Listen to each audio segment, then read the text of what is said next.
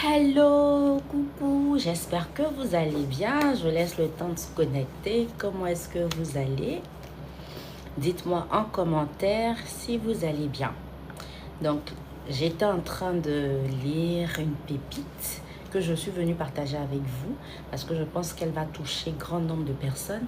Et je dis non, je ne vais pas garder ça pour moi seule. Pourquoi? Il y a mes amis virtuels qui ont besoin d'avoir ces pépites également. Donc, voici la pépite que je suis en train de lire. Elle s'appelle Impact. C'est maximiser l'évangile, l'impact de l'évangile dans vos vies.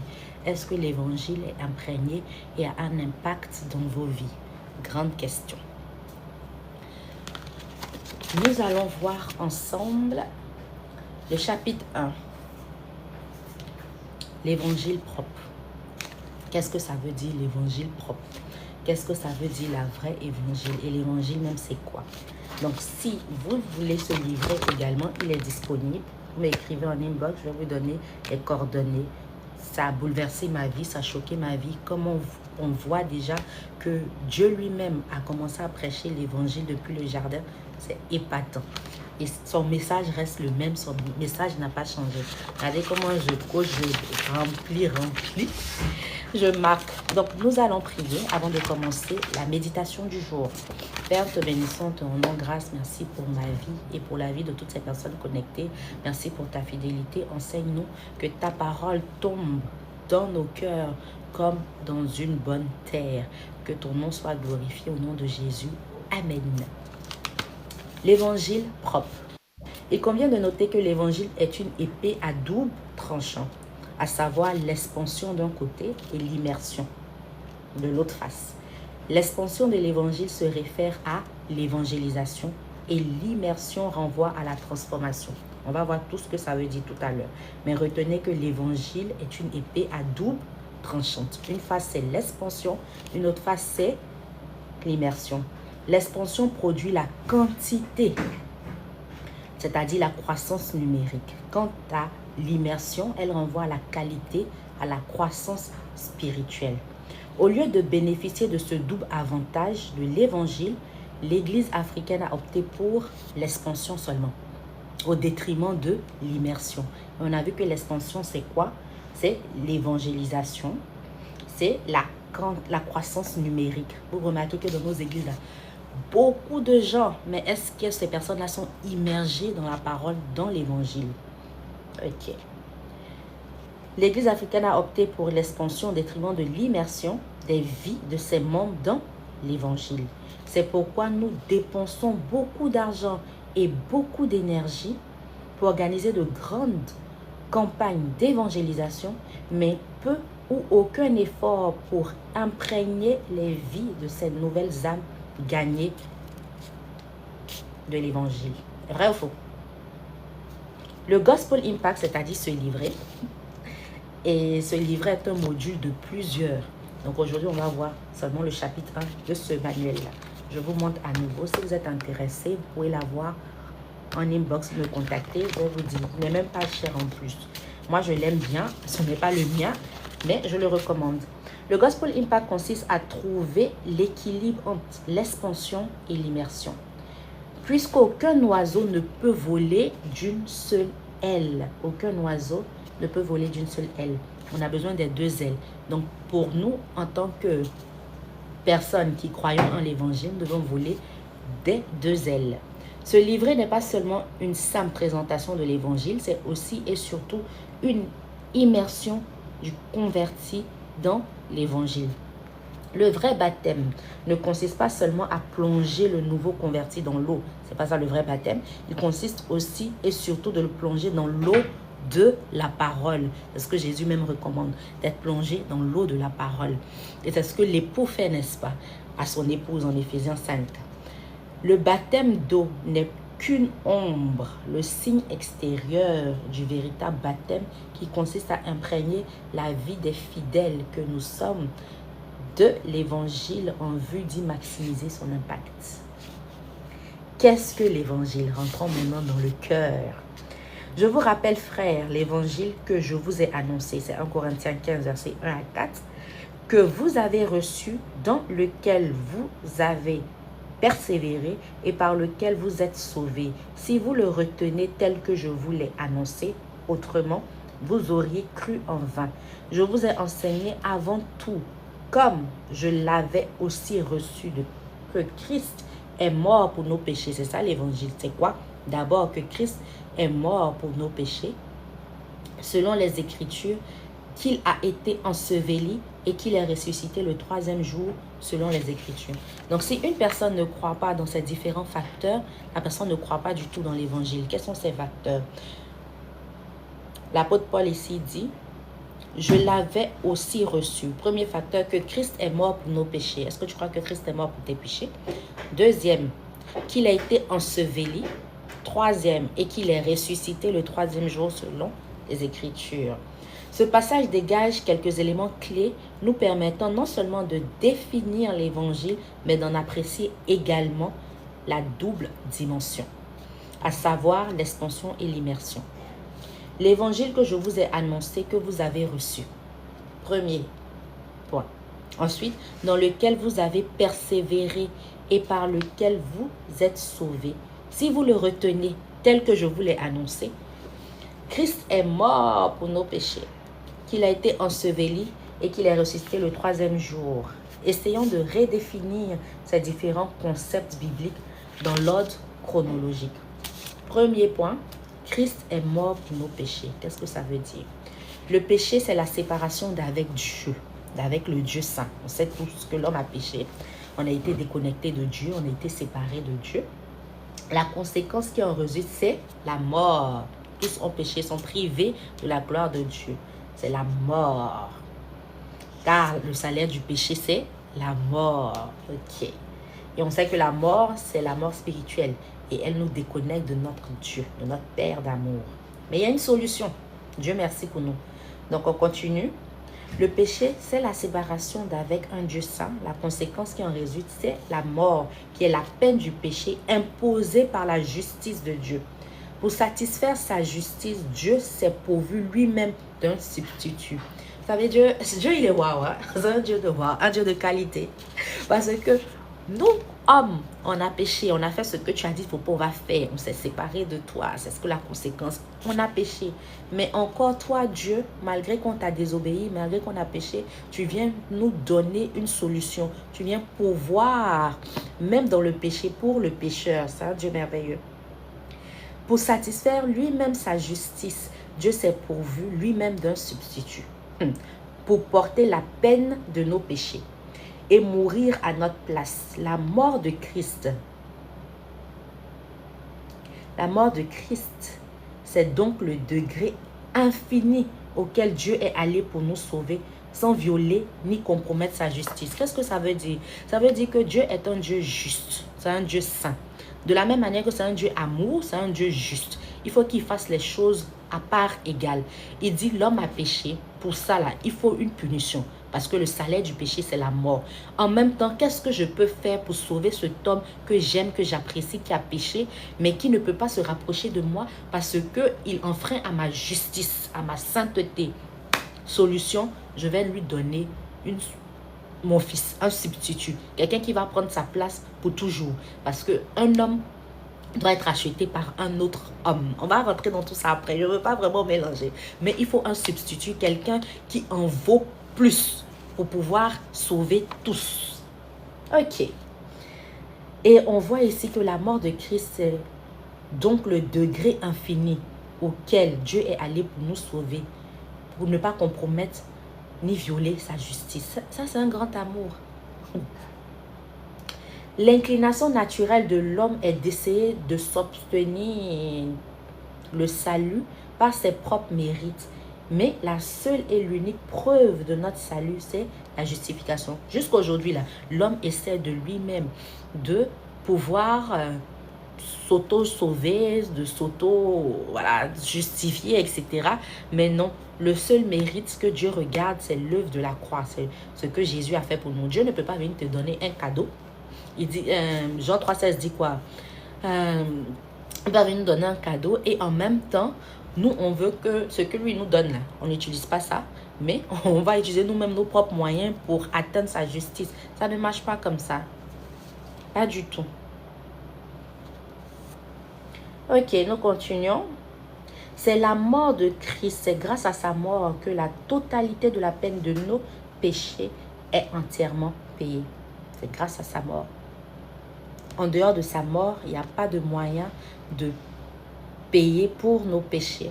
Ou bien de, voilà, il n'y a pas, en dehors de sa mort, il n'y a pas. Il n'y a pas de moyen d'atteindre Dieu. Ok, on continue. Il a été enseveli sur le prochain point. Et il est ressuscité le 3e jour. C'est ça l'évangile, c'est de croire que 1. Christ est mort pour nos péchés. 2. Qu'il a été enseveli et ressuscité le 3e jour. 3. Que l'évangile que je vous ai annoncé, que vous avez reçu. Non, on est toujours 2. La mort de Jésus a été prouvée par sa résurrection le 3e jour. Si tu ne crois pas dans ces facteurs, c'est que tu ne crois pas en l'évangile du tout. 3e point, l'évangile que je vous ai annoncé, que vous avez reçu. Si nous voudrons voir l'impact de l'évangile dans la vie de nos fidèles, nous ne devrons pas seulement leur annoncer l'évangile, nous devons aussi et surtout leur donner l'opportunité de recevoir l'évangile. C'est une chose d'annoncer l'évangile, c'est une autre chose de la recevoir, de s'en imprégner totalement afin d'agencer leur vie à la lumière de l'évangile. Ok, prochain point, dans lequel vous avez persévéré et par lequel vous êtes sauvés. Mais est-ce que jusqu'à là, vous avez des questions? Est-ce que là, vous appréciez cette dévotion? Est-ce que c'est un peu rapide pour vous? Parce que j'essaie aussi d'aller, voilà, pour retenir votre attention. Donc, alors que vous écrivez les questions, je vais continuer le point suivant. Dans lequel vous avez persévéré, par lequel vous êtes sauvés.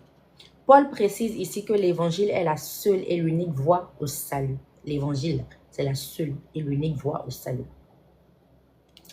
Les expressions par lesquelles vous êtes sauvés renvoient à la justification et dans lequel vous avez persévéré, met en évidence notre sanctification, qui est la transformation tangible. Notre sanctification, c'est la transformation tangible, produite par notre immersion dans l'évangile. L'expansion renvoie à la justification, tandis que l'immersion met en évidence notre sanctification. L'évangile comprend 3 grandes parties. La première partie est la mauvaise nouvelle. Donc, dans l'évangile, il y a d'abord 3 parties. Une partie qui est la mauvaise nouvelle, on va voir. Une partie qui est la bonne nouvelle et une autre partie qui est l'offre. Let's go. La mauvaise nouvelle évoque le péché. On ne peut pas parler d'évangile sans parler du péché, sans parler de ce qui a causé ça, sans parler de ce que ça a aussi causé, la séparation d'avec un Dieu saint. La mort, la peine du péché imposée par la justice de Dieu et les œuvres, les efforts que l'homme s'octroie pour se sauver lui-même. Ensuite, la deuxième partie, c'est la bonne nouvelle. Après la mauvaise nouvelle, il y a une bonne nouvelle. Comme ça qu'on annonce aussi l'évangile à quelqu'un. On lui dit, mauvaise nouvelle, l'homme a péché et est séparé de son créateur, de son père d'amour, de son Dieu saint. Maintenant, pour ça, là, il y a une bonne nouvelle. C'est que Dieu a donné son Fils unique, afin que quiconque croit en lui ne périsse point, mais qui ait la vie éternelle. C'est le seul moyen d'aller au Père, c'est de croire au Seigneur Jésus-Christ. La bonne nouvelle, il s'agit du degré infini auquel Dieu est allé pour nous sauver, sans violer les exigences de sa justice. Cela renvoie au substitut qu'il a lui-même pourvu pour notre salut. C'est comme dans le jardin d'Éden, quand l'homme a péché, qu'est-ce que Dieu a fait? Dieu est venu à l'homme. Où êtes-vous? Ils ont dit, ils sont en train de se cacher parce qu'ils ont désobéi, etc. Dieu a pris un animal, il a tué un animal. Comment on sait ça? Parce que la Bible nous dit qu'il les a couverts de peau d'animaux. On ne peut pas prendre peau d'animal sans tuer l'animal. Et il les a revêtis. Alors qu'eux, ils avaient pris des figuiers, des feuilles de figuier, donc des feuilles d'un arbre pour se couvrir. Péché, j'aime bien dire péché là, ça ajoute sur péché parce que tu as mangé le fruit de l'arbre, l'arbre qui est interdit. Maintenant, on comprend une feuille de arbre pour te couvrir. Péché couvre sur péché. Mais quand Dieu est venu là, il les a mieux revêtis. Il les a revêtis des peaux d'animaux à l'époque ou à la période. Parce que Dieu est en train d'annoncer un message. Dieu est en train de leur montrer une image qu'ils allaient voir dans l'avenir. Et Dieu leur montrait que ce qui efface ou couvre péché, c'est le sang. C'est pour ça qu'après ça, dans l'Ancien Testament, il y a eu le sang des animaux pour couvrir les péchés des gens. Mais sous la nouvelle alliance, quand Jésus est venu, le sang de l'agneau de Dieu, parce que qu'est-ce que Jean dit quand Jésus venait se faire baptiser? Il était prêt à se baptiser, il a vu Jean-Baptiste. Jean-Baptiste dit quoi? Voici l'agneau de Dieu. C'est qui l'agneau de Dieu? C'est Jésus, qui ôte le péché du monde, de tout le monde entier. Voici l'agneau de Dieu. Il n'est pas digne de délier ses lacets. Donc, on voit ici qu'il faut le sang pour pouvoir soit couvrir, soit effacer. Et avant Jésus, le sang des animaux, là, ça couvrait les péchés. Avec Jésus ou après Jésus, le sang de Jésus, ça efface, ça éradique, ça exclut, ça enlève, ça efface. C'est ce que la Bible dit, les péchés du monde. Ok, on continue. C'est ça la bonne nouvelle. Et Dieu devait satisfaire sa justice. Pour ça, il donne une solution que lui-même, qui lui plaît à lui-même. C'est mieux dit. Troisième partie, c'est la partie, c'est l'offre faite. L'offre faite. Ok. Par Dieu à ceux qui mettent leur foi dans l'œuvre achevée de Christ. Dieu nous donne une offre. Quelle est cette offre faite? Mettez les cœurs, je ne vois pas les cœurs. Mettez les cœurs. L'offre faite. Hi, welcome, welcome. Merci de vous connecter nombreux. Ok. Son invitation à immerger totalement leur vie dans l'évangile jusqu'à ce que leur vie en reflète. C'est ça l'offre faite. Dieu nous donne une offre. C'est la troisième partie. La troisième partie, c'est l'offre faite par Dieu à ceux qui mettent leur foi dans l'œuvre achevée de Christ. Où est ta foi? Où est-ce que ta foi est placée? Est-ce qu'elle est placée dans l'œuvre achevée de Christ? Et son invitation à immerger totalement leur vie dans l'évangile jusqu'à ce que leur vie en reflète. Le but là, c'est que nos vies, ma vie, la tienne, reflètent la vie de Christ. L'immersion est une redécouverte continue de la puissance transformatrice de l'évangile qui vise à agencer chaque aspect de nos vies à la lumière de l'évangile. Ok. Ainsi terminé le chapitre 1. Là, c'est le chapitre 2. Ça sera pour une prochaine session. C'est très intéressant, c'est très fascinant, c'est chic. Vous savez, de voir à quel point Dieu lui-même n'a pas laissé l'homme. Il pouvait recommencer. Hein. Si l'homme a péché, l'homme a désobéi, etc. Il est Dieu. Il peut recommencer le truc. Il efface toutes les mémoires et puis on recommence à zéro. Bien, il crée encore un autre Adam. Je ne sais pas moi. Mais non, il dit j'ai un meilleur plan. L'homme a péché, c'est pas grave. L'homme se sépare de moi alors que moi je l'ai créé pour être en intimité avec lui. C'est pas grave. Je vais envoyer quelque chose qui est au-dessus de tout ça. Je vais envoyer mon fils, mon bien-aimé, celui que j'aime tant. Je vais l'envoyer parce que lui, la solution qu'il va donner pourra être une solution perpétuelle. Elle satisfera ma justice. Le sang de l'agneau. Et j'aime bien demander à m'informer quand est-ce que Jésus, ou bien quand est-ce que, comment je vais formuler cette question pour vous? Quand est-ce que l'agneau de Dieu a été immolé? C'est mieux comme ça. Quand est-ce que l'agneau de Dieu a été immolé? Apocalypse nous dit, penses-tu que Jésus-Christ est vraiment le Fils de Dieu? Quand est-ce que l'agneau de... Oui, je le pense, je le crois. Quand est-ce que l'agneau de Dieu a été immolé? La Bible nous dit avant la fondation du monde. Apocalypse 5. L'agneau de Dieu a été immolé avant la fondation du monde. Donc Jésus est venu accomplir ce qui était déjà dans l'éternité, dans le temps présent à Golgotha. Donc, si tu as été impacté par ce premier chapitre, je te recommande ça. Écris-moi en inbox, je vais te dire comment tu peux l'avoir. Et puis, ensemble, on peut le faire one-on-one. Voilà, pas nécessairement ici sur Internet. Et on sera impacté, on sera fasciné. Dieu nous aime vraiment. Et son amour pour nous est infini. Je vous souhaite de passer une très belle journée. J'ai été ravie d'échanger avec vous. Merci pour les commentaires laissés. Que Dieu nous préserve, que Dieu nous garde, qu'il nous permette de découvrir davantage son amour pour nous. Parce que c'est ce qui nous maintient. Que Dieu vous bénisse. Moi, c'est Souveraine Mwako et à la prochaine. Shalom.